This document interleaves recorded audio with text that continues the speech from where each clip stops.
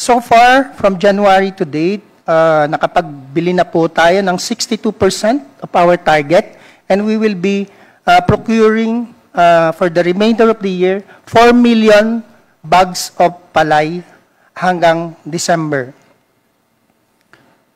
For the warehouses naman po, right now we are in deficit of more than 1.1 million bags of warehouse space. That's why we are looking at renting private warehouses that will cover the remainder of the year target. Sa ngayon po, we need at least 64 new warehouses for leasing.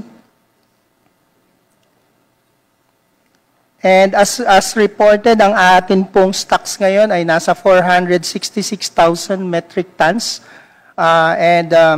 Yun po ay pinabalak natin na babawasan through the auction of our aging rice this month.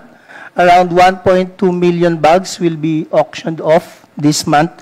So magkakaroon po tayo ng vacancies ng ating spaces if this auction is successful. So that will give us additional 2.4 million bags of additional space capacity for the National Food Authority. So far po yan po ang ating stock inventory level at yung difficulty ng ating ahensya in procuring more and more palay.